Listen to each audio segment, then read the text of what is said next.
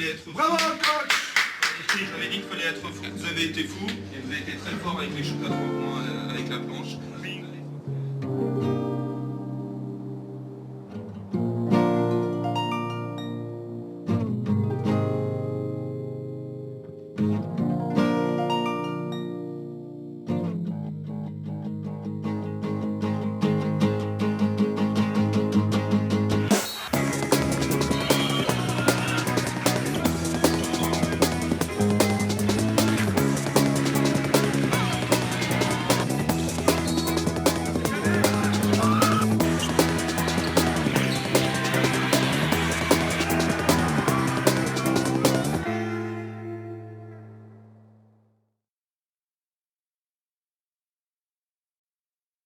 Relancé sur des bases associatives en 1990, puis amené au meilleur niveau amateur en 2002 après 4 montées en 12 ans, le CEP Poitiers Basketball arrive à un tournant de son existence au terme de la saison 2003-2004. Pour sa deuxième année en National 1, le club phare de la région Poitou-Charentes a eu beaucoup de mal à assurer son maintien. Il a fallu attendre les dernières minutes du 34e et dernier match de la saison pour obtenir sur le terrain le droit d'être engagé en N1 pour la saison suivante. Pour survivre, le club doit se développer, se structurer et regrouper toutes les forces vives du basket local. C'est pour répondre à ces problématiques qu'est créée en 2004 l'entente Poitiers Basket 86, une structure regroupant les équipes nationales masculines du CEP, du Stade Potvin Basketball et du PCBB, le centre de formation régional. Surnommé PB86, ce nouveau club regroupe 4 équipes nationales masculines, des minimes, des cadets, une réserve en National 3 et enfin une équipe première en National 1. Cette équipe Fagnon est composée principalement des joueurs qui évoluaient depuis déjà 2 saisons en National 1 sous les couleurs du CEP Poitiers Basketball. Mais avant d'entamer sa 3e saison à ce niveau, l'entraîneur, Grégory Thielin, a souhaité apporter quelques retouches à son effectif. J'ai l'habitude de dire qu'un groupe doit évoluer et il y a 2 façons de le faire évoluer, soit on vire l'entraîneur, celle-là, bon, cette solution, je l'ai écartée tout de suite. Ou soit on change un petit peu, le groupe et le faire évoluer par 2-3 arrivées, tout en gardant une stabilité. Et c'est ce qu'on essaye un petit peu de faire chaque année. L'effectif reste en effet stable. Seuls 2 joueurs majeurs quittent le club. Sylvain Rosnay, arrière-shooter formé à Poitiers, rejoint le championnat professionnel. Il retrouve à Nanterre l'enfant du pays, Sylvain Meignier. Pierre Ricardi, meneur emblématique, connu pour ses qualités défensives et son mental d'acier, décide de s'accorder une année sabbatique. Il quitte Poitiers après 5 très bonnes saisons. Meldin Brisic et Cyril Lomont, 2 joueurs de rotation, ont également plié bagage. Mais pas moins de 7 joueurs de la saison précédente seront présents pour ce nouvel exercice. Guillaume Costantin, 1m95, 22 ans, est un arrière capable d'évoluer sur les 3 postes extérieurs. Il entame sa 2e saison au club. Alexandre Maubayou, 2 mètres, 22 ans, formé à Pau-Orthez, devient capitaine de l'équipe pour sa 3e saison à Poitiers. Il est réputé pour ses qualités défensives, il est le leader moral du groupe. Robert Michalski, 2 mètres, 22 ans, champion d'Europe junior avec Tony Parker en 2000, est un ailier très doué techniquement, capable de créer le jeu pour ses partenaires. Pierre-Yves Guillard, 2m01, 20 ans, ancien international junior, est un intérieur formé au club, il entame sa 4e saison avec les seniors. Yann Devéat, 2m05, 24 ans, joueur du Cru, il entame sa 6e saison au club, après avoir passé 3 ans au centre fédéral, avec entre autres Jérôme Moïseau et Tony Parker. Baïdé Baïkoua, 1m96, 18 ans, ancien international cadet formé à Poitiers, il entame sa 2e saison en National 1. Pour terminer, le 7e joueur à faire son retour est Michael Wallace, 1m95, 24 ans, un intérieur américain de petite taille, chouchou du public depuis son arrivée la saison précédente. L'équipe est encadrée pour la 8e année consécutive par Grégory Thielin. Il est assisté cette année par Omar Aban.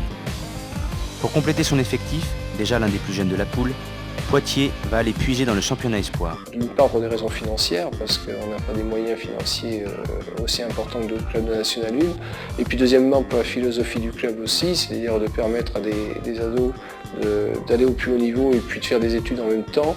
Et bien on s'est dirigé vers des jeunes espoirs. Et la première volonté, c'était de rééquilibrer l'équipe parce qu'il y avait trop de numéro 2 dans cette équipe-là. À la recherche de jeunes joueurs pour compléter son groupe, Thielin contacte son ancien assistant Rudy Nellum, devenu entraîneur de Cholet Basket en Pro A. Il m'appelle, il me fait bon, Guibril et Michel vont être lâchés, téléphone.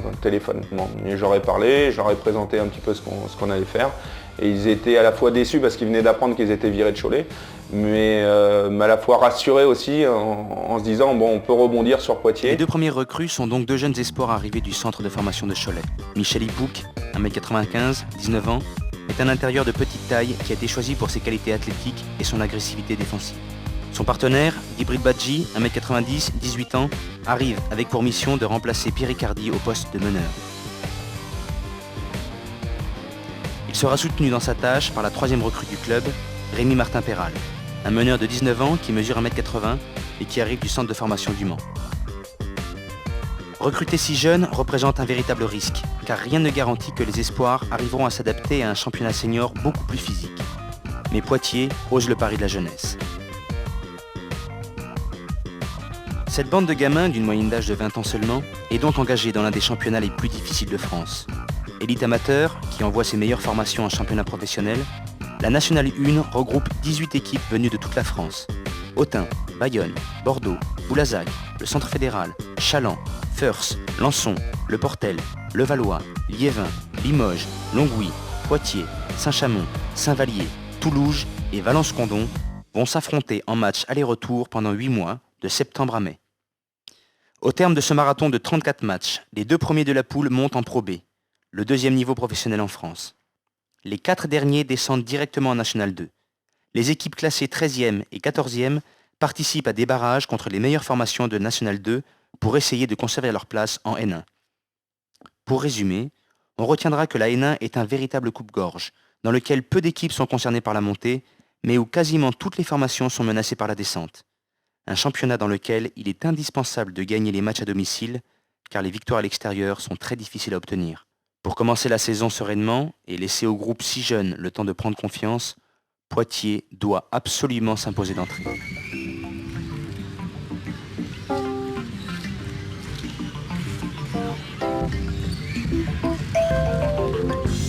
La saison débute le 18 septembre 2004 au gymnase du Dolmen. Pour sa première sortie officielle, le Poitiers Basket 86 accueille l'équipe d'Autun, 12e du championnat l'année précédente. Après une série de défaites en matchs amicaux, les jeunes Poitevins doivent se rassurer.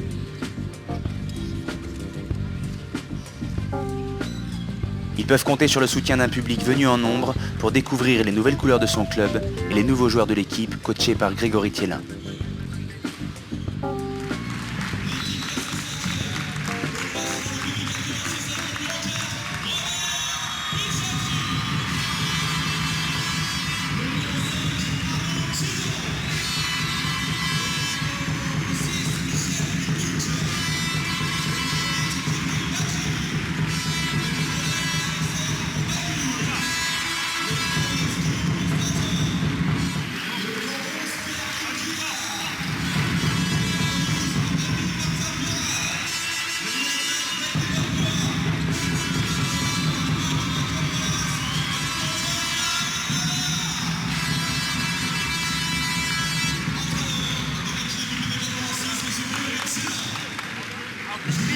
ensemble les gars, en défense, c'est le repli, on n'oublie pas.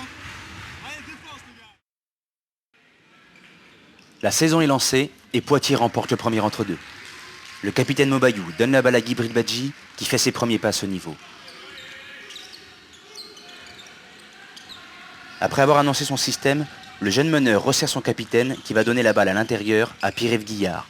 C'est ce dernier qui, après un premier échec, marque le premier panier de l'histoire du Poitiers Basket 86. Thielin peut être rassuré, ses protégés ont fait une bonne entame. Après avoir laissé les jeunes commencer le travail, l'Américain Michael Wallace prend le relais. Revenu en grande forme de la pause estivale, Wallace est décidé à prouver que cette saison sera la sienne. Servi par Robert Michalski, il signe rapidement son premier dunk de la saison. Il réalise ensuite un véritable festival au rebond en aspirant tous les ballons qui ne veulent pas rentrer dans le cercle. J'avais trouvé déjà au retour des États-Unis pendant la préparation, avec beaucoup plus de leadership, on va dire, individuel, avec un jeu un petit peu plus complet. C'est ce que je lui avais demandé en fin de saison, c'est ce qu'on allait faire l'année d'après, ne pas voir que des smatchs, de shooter à 3-4 mètres, de développer un peu ses drives au poste, chose qu'il voulait pas faire. Il voyait que le dunk, et bon, il a pris une dimension plus complète, d'un joueur plus complet. Bien servi par ses partenaires, Wallace réalise un carton face à une défense d'Autun complètement dépassée par les événements. Bien trop puissant pour ses vis-à-vis, il se fraie à volonté des chemins vers le cercle, régale le public avec ses dunks et démontre ses nouvelles aptitudes dans le jeu dos au panier. Au total, il convertit 14 de ses 16 tirs, marque 32 points, capte 11 rebonds et termine la rencontre avec une évaluation statistique de 40. Et, cerise sur le gâteau, Mr. Wallace conclut la rencontre d'un dunk énorme, ponctuant avec punch sa magnifique performance. Après 40 minutes de jeu seulement, le public est conquis. C'est une grande saison qui commence. Cette grande saison, les Poitevins vont la débuter par une magnifique série de 5 victoires.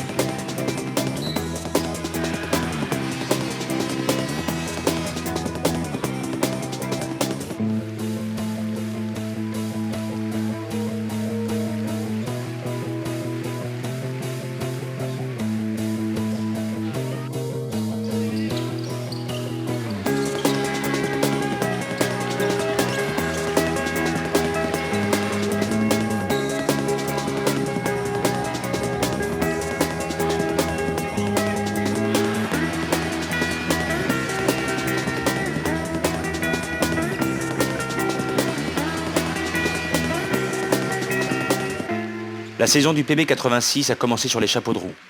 Poitiers a remporté ses 5 premiers matchs et occupe la première place du classement avec Levallois et Boulazac. Grand favori du championnat, Limoges a déjà perdu 2 rencontres contre Lançon et Le Portel. C'est justement dans le Nord que les Poitevins vont jouer leur 6e match. Le début de la rencontre est équilibré. C'est le capitaine Alexandre Maubayou qui ouvre le score. Le Portel s'appuie sur un jeu collectif bien huilé qui surprend les Poitevins. L'Américain Leon Piper prend ses responsabilités dès les premiers instants et avec le soutien de ses coéquipiers, il arrive à contenir Mike Wallace. Poussés par leur public, les nordistes infligent un 15-2 aux partenaires de Guillaume Constantin et mènent logiquement 31-18 après 10 minutes. Poitiers se ressaisit en défense et recolle à 38-45 à la mi-temps. Longtemps malmené, le PB 86 revient dans le match après la pause dans le sillage du meneur Guy Badji qui inscrit 15 points. Mais grâce notamment au shooter Pierre-Joseph et à l'inusable Piper, le Portel fait finalement plier le leader. Malgré un dernier smash d'Ipouk, le PB 86 s'incline pour la première fois de la saison. Mais pas question de se relâcher.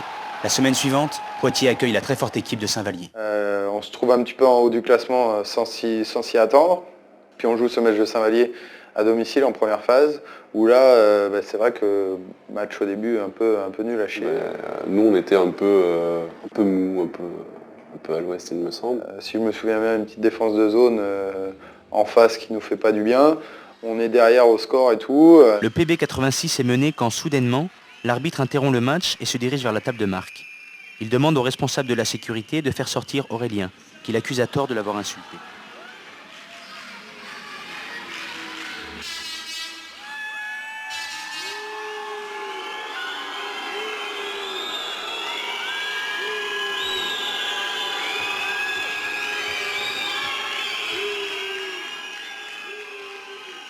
Il y a eu une injustice, je crois, dans l'expulsion d'Aurélien, que les gens n'ont pas compris, et c'était la réaction de tout un public par rapport à cette expulsion.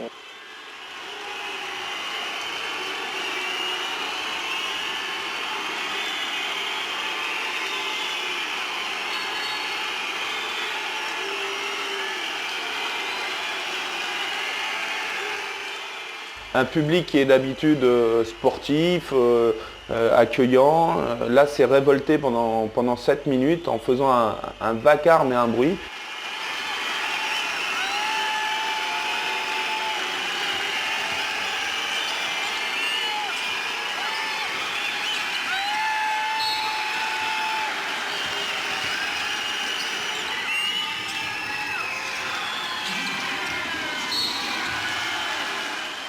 Du jamais vu à Poitiers. Le dolmen s'enflamme, mais rapidement, la colère du public se transforme en soutien pour son équipe.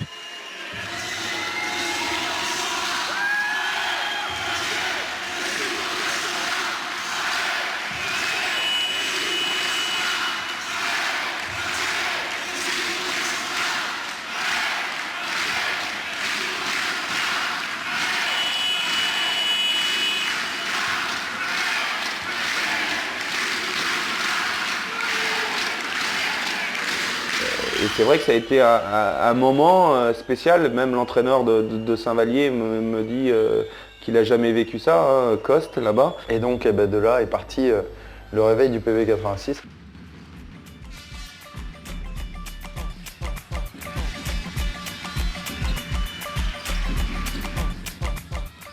Qui devait être 6 ou 8 points en retard, qui repasse devant à la mi-temps. Deuxième mi-temps dans la lancée.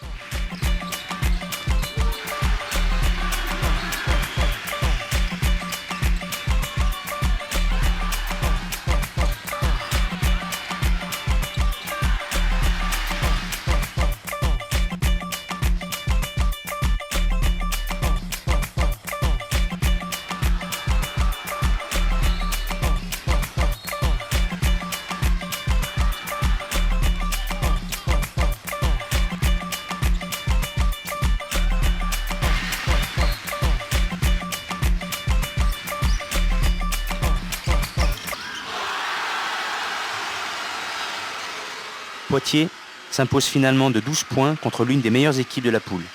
Mais plus qu'un match, le PB 86 a gagné un public.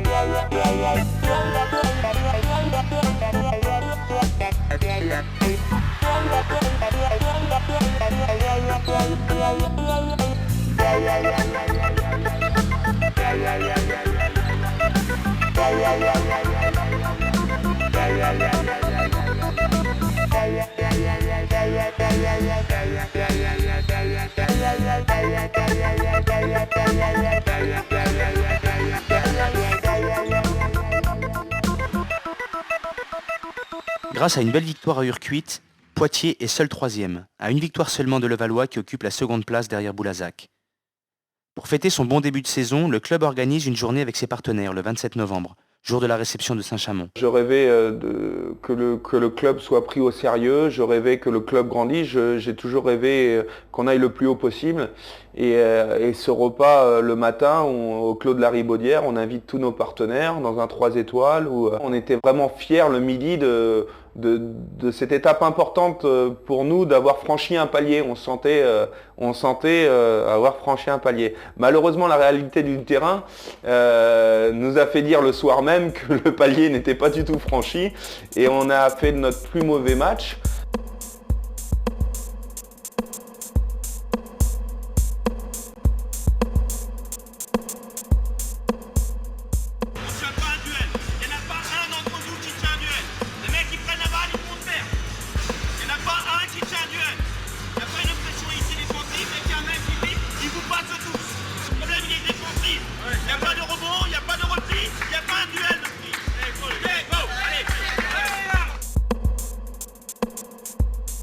Malgré les consignes de leur entraîneur, les Poitevins continuent à patauger en perdant de nombreux ballons.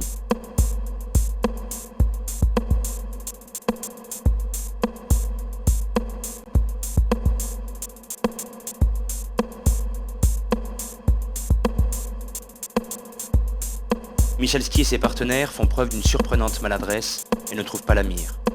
Impossible de s'imposer dans ces conditions.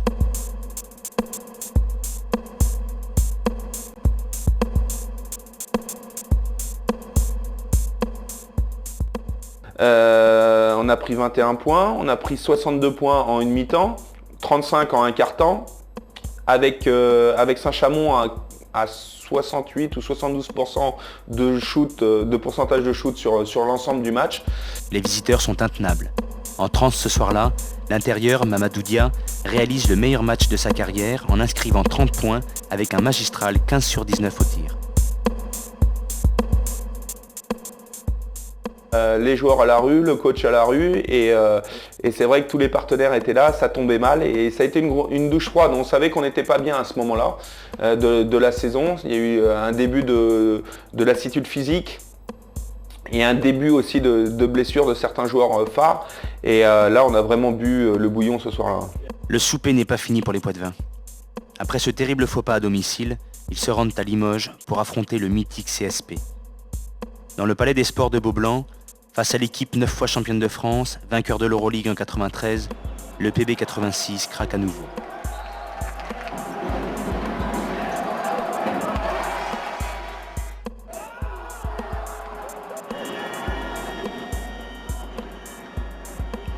Après un premier carton équilibré, Limoges fait le break avant la mi-temps et remporte facilement le match 95-74 dans le sillage d'un Charlie Dieng très aérien qui termine la rencontre avec 18 points, 5 rebonds et 2 interceptions à son compteur personnel.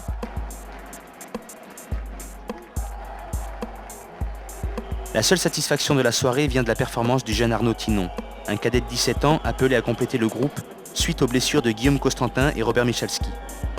Thinon marque 3 paniers primés et termine la rencontre avec 9 points en 16 minutes de jeu. Tout le monde dit c'est un gamin, il ressemble à rien, il a 17 ans et tout, et il a un mental de fer, il a une volonté de fou, et puis il a des qualités basket énormes. Après les 2 défaites contre Saint-Chamond et Limoges, Poitiers est lâché par le duo de tête. Boulazac, intenable, semble parti pour dominer le championnat de la tête et des épaules. Le Valois est également un solide candidat à la montée. Malgré sa victoire contre le PB 86, Limoges reste en situation délicate, avec un bilan tout juste équilibré de 7 victoires pour 7 défaites. Fatigués par leur début de saison, les hommes de Thielin sont heureux de terminer l'année 2004 par 2 matchs à domicile contre Toulouse et Bordeaux. 2 matchs abordables qu'il faut gagner pour se relancer.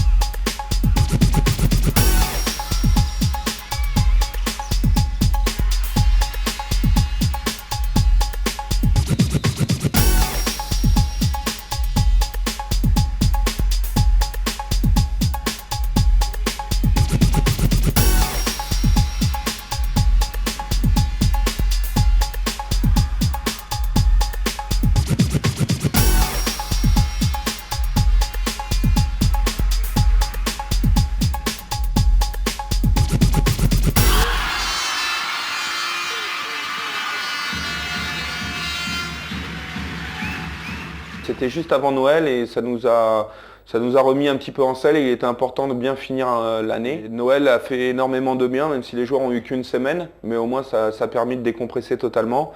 Et quand je les ai eus après Noël, dans cette semaine-là, entre Noël et le jour de l'an, j'aurais présenté tout de suite le match de Levallois. Et ça a été une étape où on s'entraînait, non pas pour faire une bonne deuxième partie de saison, mais on s'entraînait pour taper Levallois, tout de suite.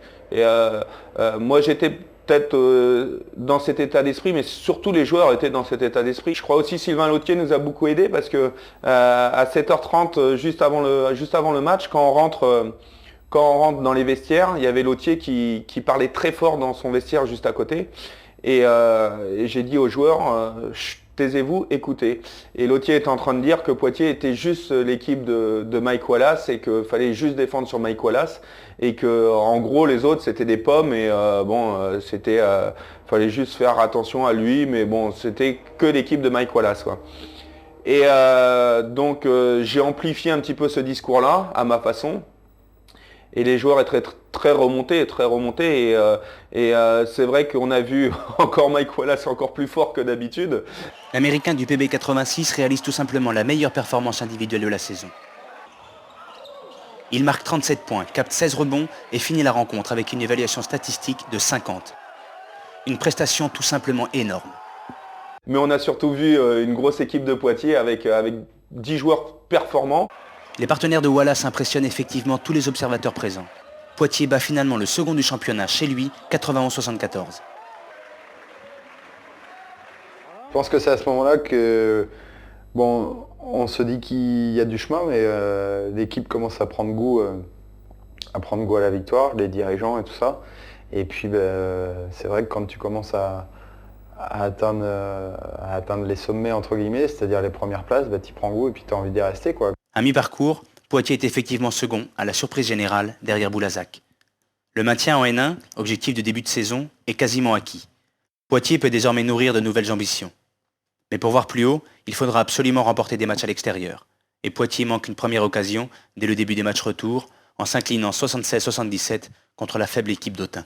Ouais, on arrive un petit peu en touriste dans ce match-là, on prend 11-0 et puis rien ne va. Bon, on arrive péniblement à raccrocher le match en fin de première mi-temps. Bon, je pique une petite gueulante à la mi-temps pour resserrer un petit peu les liens collectifs qu'on avait perdus. Et puis on revient, on fait un super troisième quart-temps, on repasse dans le match, on est à +8 et puis tout d'un coup, temps mort, il y a une zone 3-2 qui arrive, qui d'habitude pose pas de problème ou pourrait ne pas poser de problème, mais on perd 2-3 ballons de suite, on n'ose pas prendre les shoots extérieurs, on ne trouve pas nos intérieurs qui ont du mal à se montrer sur cette zone-là. Et puis il arrive ce qu'il arrive, de +8 alors qu'on maîtrisait le match, on le perd à la dernière seconde sur lancer franc. Et là, à ce moment-là, on a senti déjà une grande fébrilité, et moi le premier, parce que les joueurs avaient les solutions, ils les ont dans leur bagage technique, mais on a complètement paniqué pour la première fois de la saison à l'extérieur, et on a vraiment vendangé ce match-là. Déçus, les Poitevins se rattrapent en remportant les 3 matchs suivants contre Liévin, à Lançon et contre le Centre fédéral.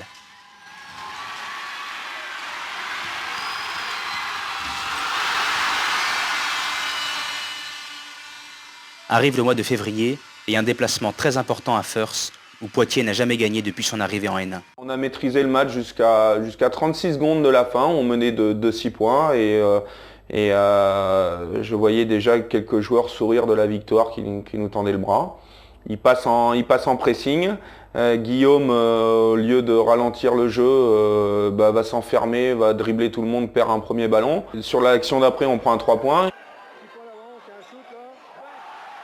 Guibril, sur la remise en jeu, fait la même chose, perd la balle et on reprend nos 3 points. Et là, prolongation, on était mort et on a vraiment... à ce moment-là, moi j'ai compris qu'on perdait des matchs qui de toute façon coûteraient très cher à la fin de saison. Malgré cette deuxième occasion manquée à l'extérieur, Poitiers conserve sa seconde place. Le Valois, qui a perdu 5 matchs de suite en fin d'année, a une victoire de retard. Limoges, qui comptait déjà 10 défaites au mois de janvier, est toujours 7e. Le championnat laisse place à la mi-février à la Coupe de France. Poitiers accueille Le Havre, une équipe de Pro A. Pour ce match de gala, les dirigeants ont obtenu de pouvoir jouer dans la salle Frédéric Lawson-Body, antre du Stade Poitvin Volleyball. Les bénévoles s'activent pour assurer le déménagement dans une salle qui peut accueillir 3 fois plus de spectateurs que le gymnase du Dolmen. L'organisation d'un tel événement demande l'implication de tous, un travail d'équipe sur le terrain avant le match.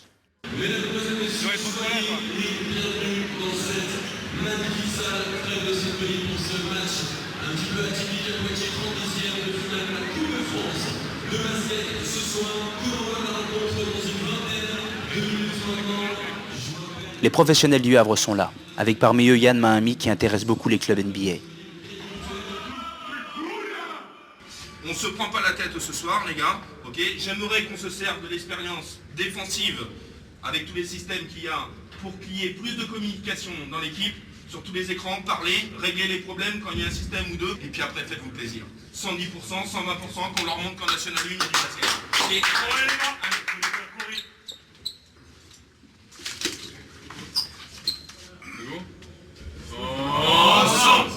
Toutes les conditions sont réunies pour que la fête soit belle. Pierre-Yves Guillard et ses partenaires s'apprêtent à jouer pour la première fois à domicile devant une salle de 2800 places. Ce n'est pas une surprise, pour cet événement, Lawson-Body est plein à craquer. Vous faites un maximum de bruit pour encourager l'équipe du Poitiers Basket 86. 1, 2, 3, faites du bruit!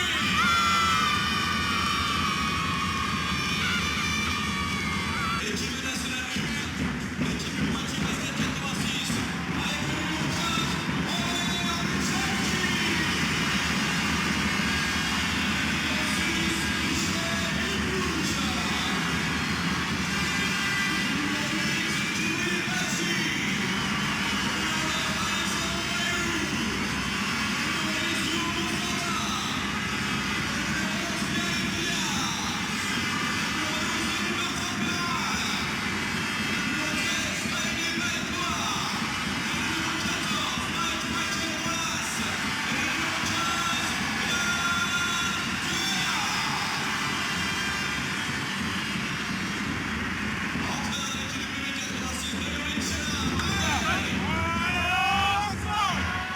Le premier entre-deux est maîtrisé par Yann Mahami, qui donne la balle à Jermaine Gaïs, meilleur américain du championnat de France.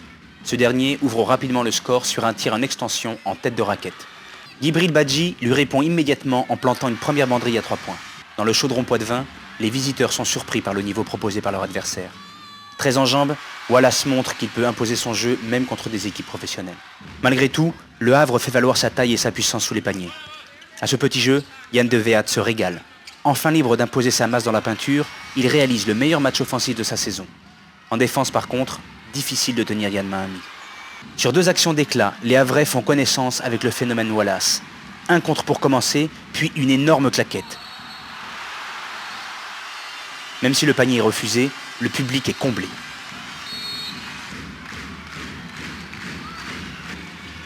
Lawson-Body pousse ses troupes et le PB86 est encore dans le match à la mi-temps. Après un panier de Baïkoua, le score est en effet de 36 à 44. Tout reste possible.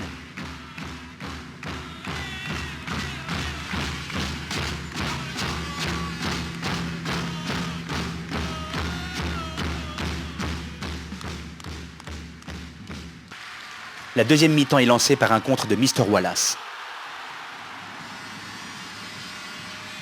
Le capitaine Mobayou enchaîne à 3 points. Poitiers veut gagner le match. En face, l'Américain Tony Stanley répond du tac au tac, mais les Genoux continuent à y croire. Le Havre accélère, Stanley dunk, mais Poitiers ne lâche toujours pas. Après une interception, Costantin écrase lui aussi un smash, et le public commence à croire à l'exploit.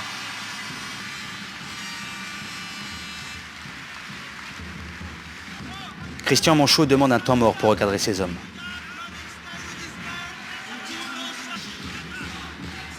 À l'entame du dernier quart-temps, notre David est toujours à moins de 10 longueurs du géant Goliath.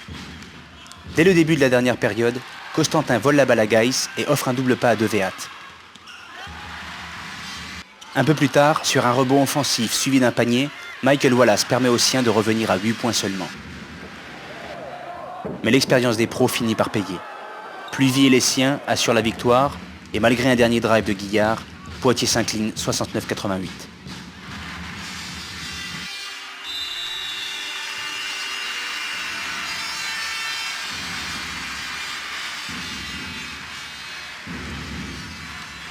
C'était important pour nous de venir dans l'antre des volleyeurs et de montrer aux gens qu'on peut aussi avoir un spectacle de qualité et de remplir cette salle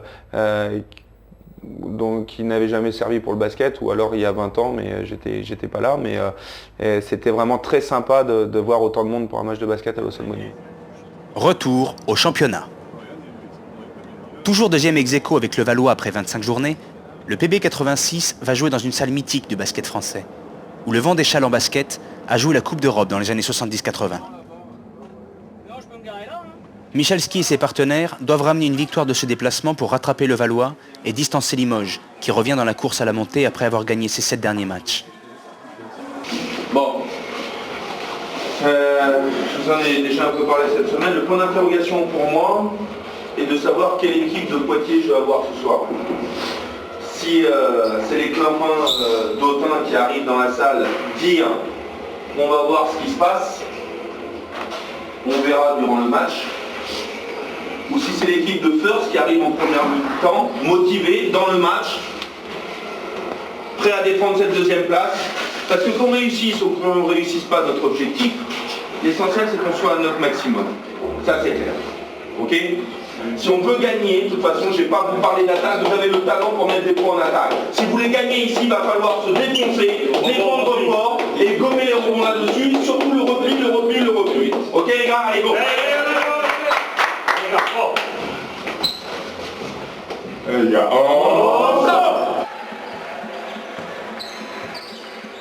Les Poitevins entament la rencontre le pied au plancher. Wallace assène rapidement un premier dunk, mais son vis-à-vis, Sébastien Cancel, lui répond du tac au tac en faisant valoir ses 2,04 m sous les paniers.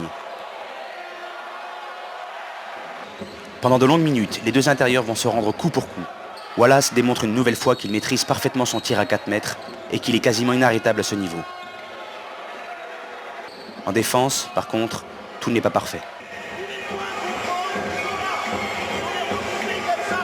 Le danger dans la raquette temporairement maîtrisé, le PB86 subit ensuite les assauts des extérieurs. Mais Poitiers aussi possède des arguments dans le tir à longue distance. Sur une interception suivie d'un dunk de Cossentin, les visiteurs prennent 4 points d'avance à quelques minutes de la mi-temps. Mais la domination poitevine sera de courte durée. Le retour des vestiaires, Chantreau commence son festival. Malgré le show Wallace, le PB86 est en difficulté. Personne ne peut arrêter Chantreau. Il terminera la rencontre avec 23 points marqués. Son meneur mexicain, Fernando Tonella, joue lui aussi les Pistoleros en inscrivant 20 points. Malgré quelques exploits individuels, les hommes de Thielin laissent filer une nouvelle occasion de s'imposer à l'extérieur.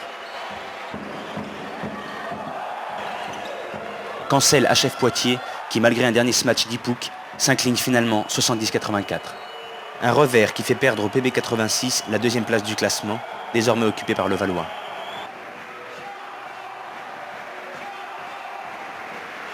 On rejoue dès mardi, et donc la capacité d'une bonne équipe, c'est vite de se remettre en cause, mais vite se remettre en jeu aussi. 3 jours plus tard, retour au jeu à la salle Frédéric Lawson-Body. Pour la réception du leader du championnat, les dirigeants ont obtenu de rejouer dans l'antre du volley. Les tribunes sont pleines, et d'entrée de jeu, Poitiers prend Boulazac à la gorge.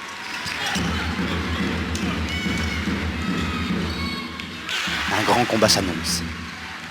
C'était une ambiance vraiment de compétition, parce que j'avais en mémoire d'avoir serré la main à Boulazac, au coach adverse, en lui disant tu gagneras jamais après ce que j'ai vu ce soir, tu gagneras jamais à Poitiers, et ça je m'en fais une certitude. Et j'avais été un peu une grande gueule là. Les visiteurs comptent bien faire ravaler ces certitudes à Grégory Thielin. Mais Mobayou et les siens sont en grande forme. Malgré une blessure à la tête suite à un choc à l'entraînement, Wallace mène l'assaut à l'intérieur. Il est bien épaulé par 2 Véates, décidément très à l'aise dans cette magnifique salle. Dans le sillage de ses grands, Poitiers se détache pour mener 21-13. Mais Boulazac ne lâche pas le morceau et revient dans le match à la fin du premier quart. La rencontre est magnifique et le public en redemande.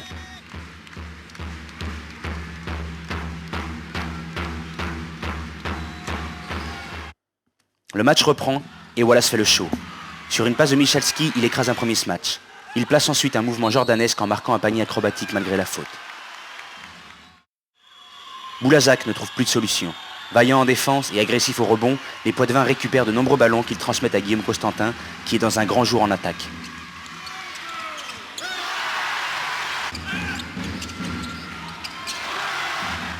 Dans le sillage de son ailier, le PB86 prend 7 points d'avance à la pause. Le leader, qui a remporté 21 de ses 26 premiers matchs, est en difficulté. Mais les partenaires de Conderan n'ont pas dit leur dernier mot. Ce soir-là, le Sunbody, c'était de la compétition. C'était deux équipes qui s'affrontaient, deux équipes qui s'aiment pas trop. Et il fallait être présent. Boulazac est revenu, mais les intérieurs poitevins maintiennent la pression. On a eu un véritable feu d'artifice à la fin. Après les grands, c'est au tour des petits de faire parler la poudre. Martin Péral, Mobayou et Costantin font chavirer le Sunbody sur des tirs longue distance. Avec une salle qui a explosé littéralement de joie et de communion avec les joueurs. Et c'était un moment vraiment très agréable et l'un des meilleurs moments de la saison. En l'espace de quelques minutes, dans une salle chauffée à blanc, Poitiers fait exploser le leader.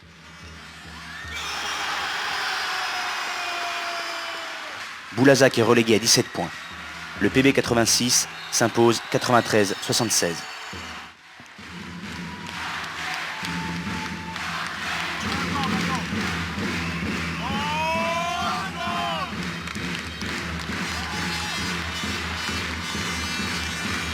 J'adore cette salle.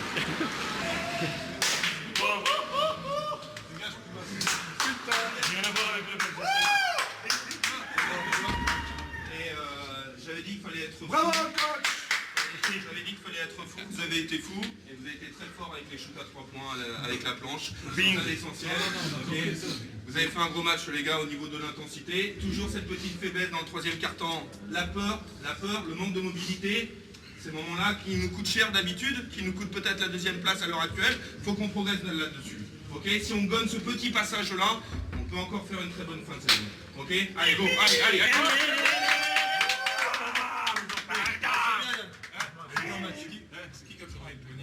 On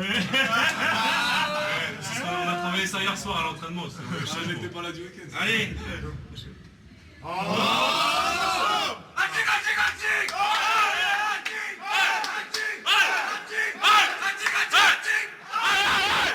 La fête fut belle, mais les Poitevins déchantent vite. Quelques jours seulement après leur exploit, ils s'inclinent 95-97 à Valence. On a vendangé parce qu'à 2 secondes de la fin, on devait avoir la balle et l'arbitre la donne pour Valence. Et sur la touche ligne de fond, balle en l'air, claquette, prolongation. Je crois que chaque match cette saison à l'extérieur, on est dedans.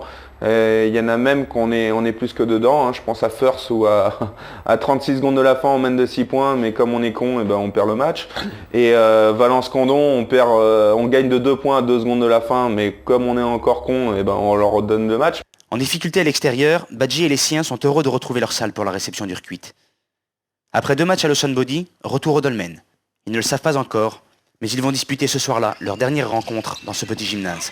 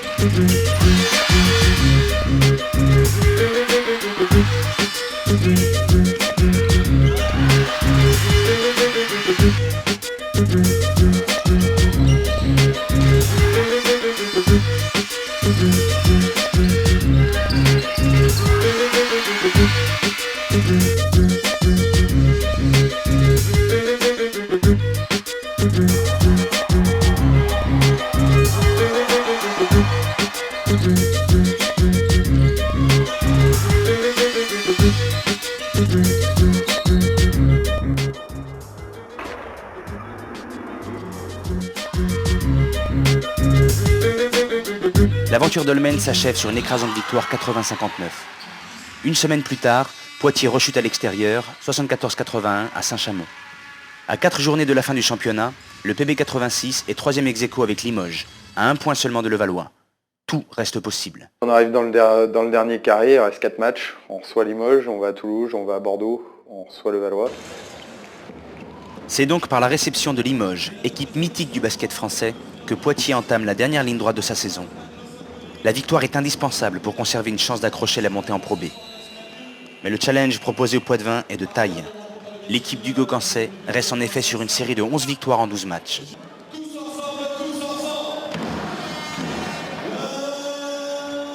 La salle Lawson Body est une nouvelle fois pleine. Supporters Poitevin et Limougeot sont prêts à en découdre.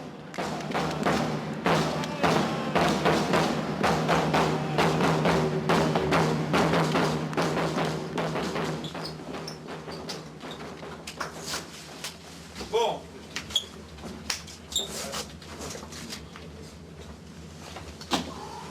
Faut faire abstraction de tout l'environnement. Et je dirais presque de l'équipe adverse, même si mon discours va être un petit peu axé là-dessus. Il faut qu'on se concentre sur nos qualités. Nos qualités, c'est le cœur de l'équipe, quand on ne se fait pas dominer au rebond. Nos qualités, c'est d'avoir des rotations, et tout le monde doit être présent là-dessus. Nos qualités, c'est essayer de mettre plus d'énergie que l'équipe adverse.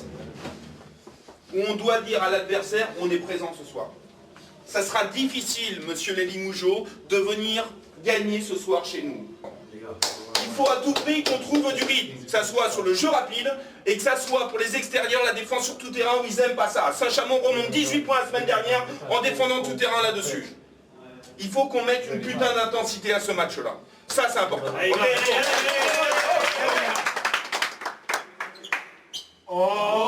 Cette fois, c'est parti. C'est l'heure de vérité. Poitiers a 40 minutes pour décrocher la Pro B. Mike Wallace chauffe la salle dès l'entame en claquant un dunk dont il a le secret.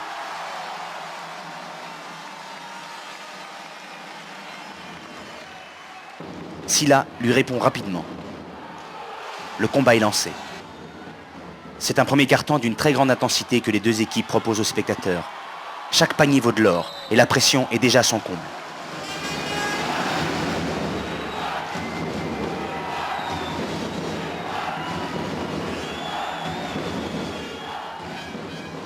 Face à la zone limougeaude, Poitiers fait preuve de maladresse, mais se bat sur tous les ballons.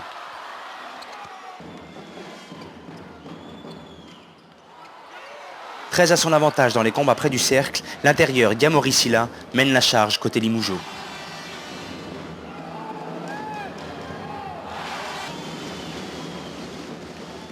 Poitiers tient le coup pendant 15 minutes grâce à l'agressivité de ses grands. Mais le match bascule avant la mi-temps quand J.R. Patrick s'enflamme une première fois. L'arrière du CSP réussit plusieurs tirs très difficiles et permet à son équipe de creuser un premier écart avant la pause. Les dernières banderilles plantées par Thévenot et Silla permettent à Limoges d'atteindre la mi-temps avec une avance de 13 points.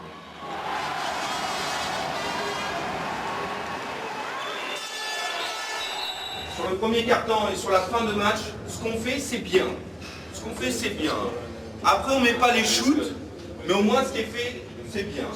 Par contre, le début du deuxième quart-temps, c'est complètement cata parce qu'on sort de notre jeu. Si c'est pour faire du playground, ça ne sert à rien de s'entraîner depuis le mois de septembre, pour rien branler, tenir la balle, aller dans tous les sens et filer la balle à l'adversaire. Ça ne sert à rien. Il faut qu'on joue sur nos formes de jeu. S'il y en a qui sont incapables de gérer l'événement, vous me le dites. Vous me le dites. On a besoin de trouver de la sérénité du collectif par rapport à ça. Il faut absolument qu'on arrive à la faire bouger, cette putain de défense. On est arrivé, vous croyez que ça allait jouer tout le match comme le premier quart-temps? Non, ils ont augmenté leur pression tout terrain et nous on déjoue. Voilà. Donc Hugo Cancet a raison. On est jeune et on déjoue par rapport à ça. Non, non, on tient nos formes de jeu. Ok? Il faut juste s'adapter. Si on fait ça et qu'on met un jeu de passe par rapport aux trappes qu'ils font à l'intérieur, on va revenir dans le match et mieux on va gagner le match. Ok les gars? Allez, allez, allez.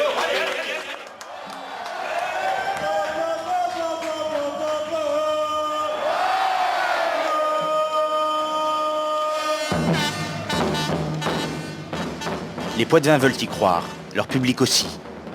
Mais l'adresse n'est toujours pas au rendez-vous. Très présent dans les duels, Mike Wallace est victime d'une entreprise de démolition orchestrée par Hugo Cancet. Systématiquement entouré de 2 à 3 défenseurs, le meilleur joueur du championnat ne trouve pas la cible. Il a beau ne pas se décourager, il reste impuissant face à une telle défense. De l'autre côté du terrain, Limoges continue à réciter sa partition. Le maître à jouer, David Thévenon, marque et fait marquer ses partenaires. Wallace continue à se battre, mais Limoges n'hésite pas à commettre des fautes pour l'empêcher de marquer. Thielin doute. Et quand J.R. Patrick réussit un tir primé qui rebondit 2 fois sur le cercle avant de rentrer, la messe semble dite. Limoges mène de 17 points à 7 minutes de la fin. Les 200 supporters du CSP qui ont fait le voyage pour assister au choc des titans sont à la fête. Mais Wallace, vexé, n'a pas dit son dernier mot. Que ce soit en attaque où il est toujours aussi attiré vers le cercle, ou en défense où il assure le contrôle aérien, Wallace domine la fin de la rencontre. Il permet aux siens de revenir à 8 points de leur adversaire.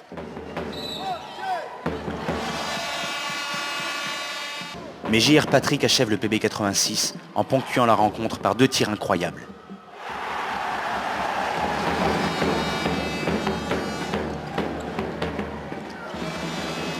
Limoges s'impose 77-64 et Poitiers perd toute chance de monter en Pro B.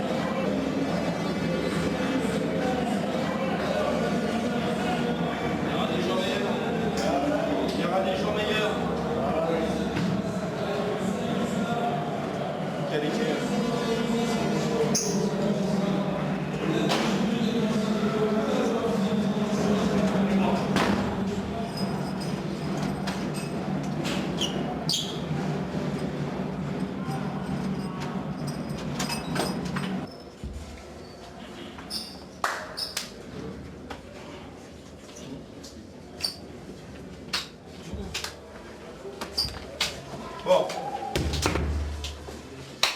Il y a 2 façons d'appréhender. Il y a 2 façons d'appréhender ce match. Il y a 2 façons. C'est ce que va retenir le public, dire Poitiers, ils n'ont pas été bons ce soir, bombe de petits jeunes, machin et tout ça. Je persiste à dire que ce soir, on a fait un meilleur match qu'à l'aller. On a trouvé des solutions. On les avait, les solutions. Et c'est ça le basket. Au moins, on n'a pas subi. Ce que je regrette, c'est cette début de deuxième quart-temps où on déjoue quand il monte en pressing. C'est là où on a lâché le match. C'est là où on l'a lâché. Parce qu'on a commencé à faire du playground alors qu'il fallait jouer par rapport un petit peu à nos formes de jeu ou d'autres options là-dessus. Ok? Et moi je ne suis pas déçu. Vous l'êtes forcément.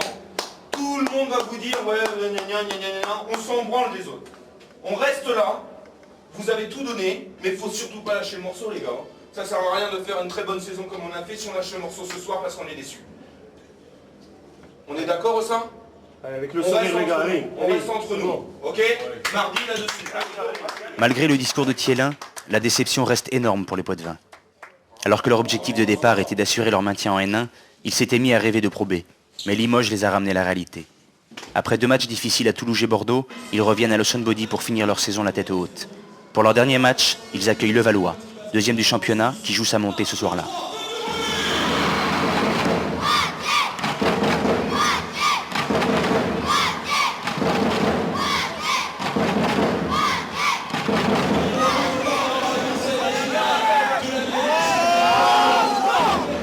Pour ce dernier match de la saison, les partenaires de Costantin veulent offrir un grand spectacle à leur public. En face, Levallois joue sa place en Pro B. Avec un premier dunk puis un panier à 3 points, Silla lance son équipe. Tinon lui répond immédiatement, mais Levallois enfonce le clou avec Mougnol. Costantin prend alors les choses en main, en scorant de loin, puis en adressant à Wallace un caviar transformé en dunk. À la pause, les équipes sont au coude à coude.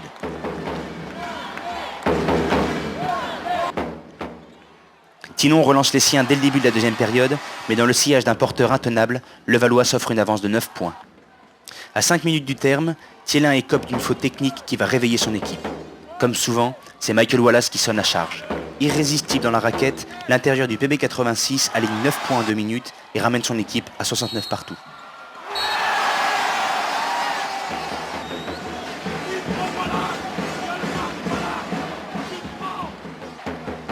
Sylvain Lautier a beau s'époumoner, Wallace n'est pas jouable ce soir-là. Sur un nouveau tir en extension, il donne 4 points d'avance à Poitiers.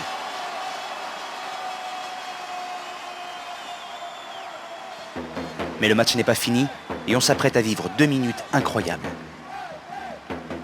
Sur l'action suivante, Porter réussit un tir à 3 points en déséquilibre, ramenant son équipe à 1 point seulement. Quelques secondes plus tard, Guillard s'infiltre et redonne 3 longueurs d'avance au PB86 dans une ambiance indescriptible. La salle Lawson Body est debout, mais le match n'est pas fini. Après un échec de Kasperzek à 3 points, Levallois arrache 3 rebonds offensifs et finit par obtenir le panier avec la faute. Sur le lancer à suivre, Mouniol a l'occasion d'égaliser. Il rate, mais Sylla prend le rebond et offre 1 point d'avance à son équipe. Sur l'action suivante, Guillard arrache à son tour un rebond offensif et donne la balle à Wallace, qui provoque la faute de Mouniol et obtient 2 lancers. La salle est en transe et les joueurs de Sylvain Lautier sont inquiets. Ils sont peut-être en train de perdre leur place en Pro B.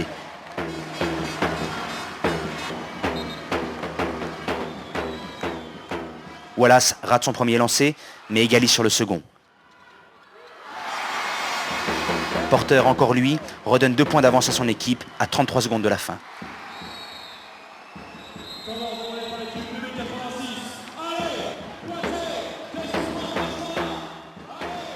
Dans moins d'une minute, la saison s'achèvera pour l'équipe surprise de l'année et Mobayou et ses hommes veulent conclure leur belle histoire par un happy end. De retour sur le terrain, c'est le capitaine qui tente d'égaliser. Il rate, mais Guillard arrache le rebond et marque avec la faute. En inscrivant le lancer franc qui suit, il redonne 1 point d'avance à son équipe. Mais ce match fou n'est pas encore terminé. Porter provoque une faute et obtient à son tour 2 lancers.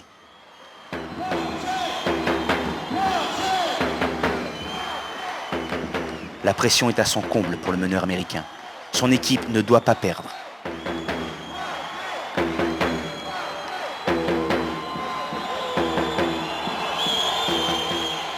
Porter rate sa première tentative. Sur la deuxième, il égalise. Il reste 8 secondes et Gibril Badji fonce en attaque pour offrir la victoire à son public. Sur la montée de balle, Porter commet une faute. Badji obtient 2 lancers francs, mais il rate le premier. Lawson Body frémit. Sur la deuxième tentative, le dernier tir de la saison, Badji offre la victoire aux siens.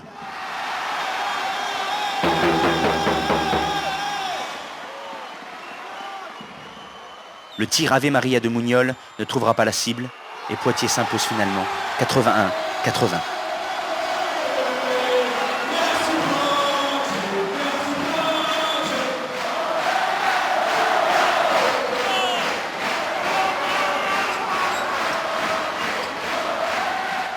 En pratiquant un basket offensif, aéré et collectif, les jeunes Poitevins ont surpris et enchanté la France du basket pendant 8 mois. L'heure est à la célébration.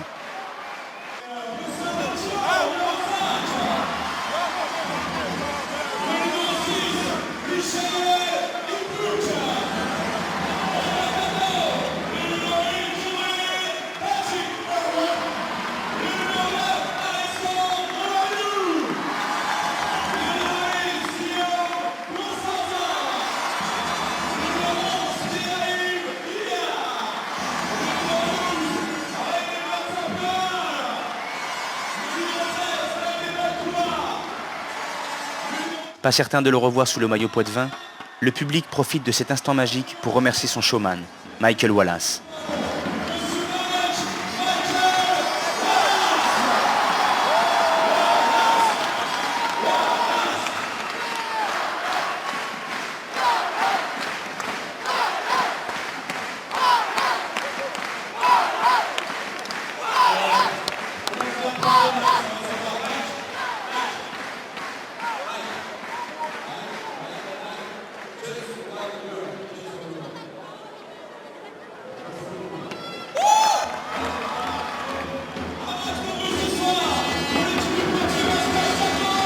Et c'est dans cette communion entre un public et son équipe que s'achève la première saison du Poitiers Basket 86.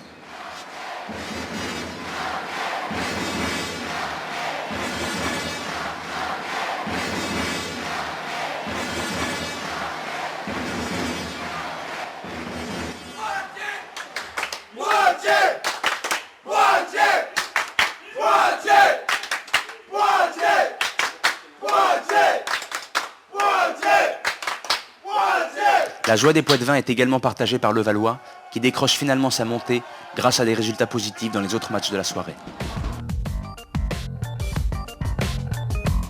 Je vais vous féliciter. Vous avez dit qu'on avait été ridicule à Bordeaux, on l'a essayé. Vous avez été très bien ce soir dans le match tout le temps. Si on aurait perdu, c'était pour ma gueule pour la technique.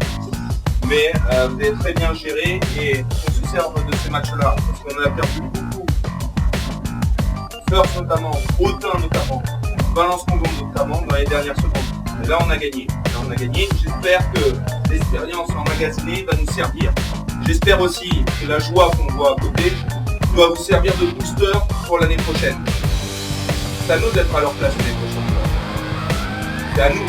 Ça sera dur, encore plus dur que cette année, mais c'est à nous d'être à leur place.